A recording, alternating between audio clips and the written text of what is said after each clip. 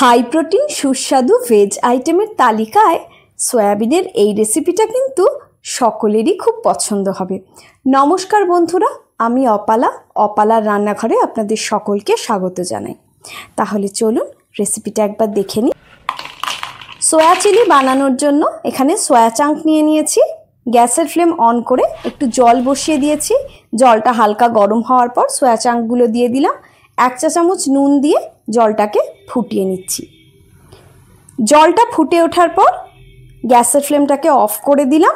দিয়ে এইবার সয়াবিনগুলোকে 15-20 মিনিট ধরে এই জলের মধ্যে আমি ভিজিয়ে রাখলাম নরম হওয়ার জন্য ভালোভাবে।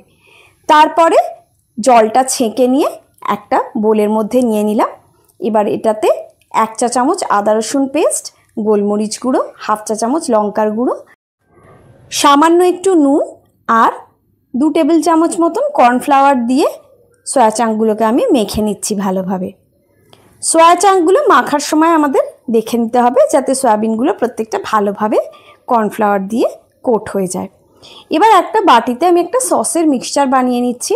তার জন্য দিয়ে দিলাম 2 টেবিল চামচ টমেটো সস, 1 টেবিল চামচ গ্রিন চিলি সস, 1 চা চামচ সয়া সস আর 1 টেবিল চামচ ভিনিগার। এবার এই সবগুলোকে আমি ভালোভাবে মিশিয়ে নিচ্ছি।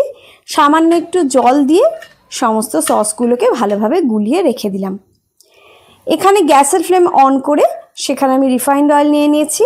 তেলটাকে ভালোভাবে গরম করে নিয়েছি। তারপর গ্যাসের ফ্লেমকে মিডিয়ামে রেখে এই ম্যারিনেটেড সয়া চাঙ্কগুলো আমি ফ্রাই করে নিচ্ছি। ফ্রাই করার সময় গ্যাসের ফ্লেমটি কিন্তু একদম লোতে কখনোই করবেন না, মিডিয়াম টু হাইতে রেখে এগুলোকে ফ্রাই করার চেষ্টা করবেন। এগুলো ফ্রাই করা হয়ে গিয়েছে। এবার আমি এগুলো উঠিয়ে নিচ্ছি।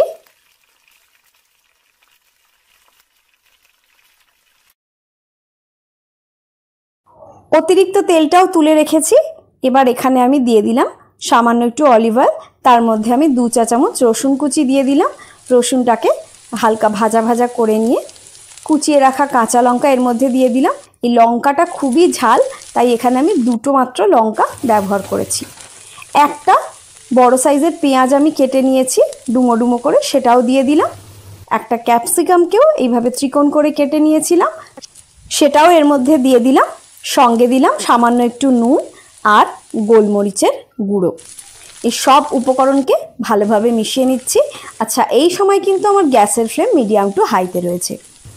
এবার আগে থেকে বানিয়ে রাখা সসটা এর মধ্যে অ্যাড করে দিলাম। বাটিটা ধুয়ে একটু জলও এর মধ্যে দিয়ে দিলাম। সসটা অ্যাড করার সময় গ্যাসের ফ্লেমটাকে কমিয়ে একদম লোতে করে দেবেন। সবজিগুলোর সঙ্গে সসটা ভালোভাবে মিশিয়ে নিলাম। সামান্য একটু চিনি দিয়ে দিলাম। এবার আগে থেকে ফ্রাই করে রাখা সয়া চাঙ্কগুলো এর মধ্যে দিয়ে দিলাম। সয়া চাঙ্কের সঙ্গে এই সস সবজি সবগুলোকে একসঙ্গে ভালোভাবে মিশিয়ে নিচ্ছি। ওপর থেকে সামান্য একটু স্প্রিং অনিয়ন আমি ছড়িয়ে দিলাম।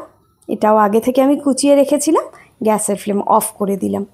গরম গরম এইবার আমি পরিবেশন করছি। আপনারাও এইভাবে বানিয়ে দেখবেন।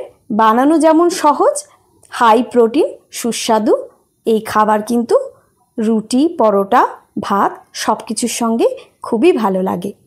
ভিডিওটা সম্পূর্ণ দেখার জন্য অসংখ্য ধন্যবাদ। সবাই ভালো থাকবেন। আজ এই পর্যন্ত।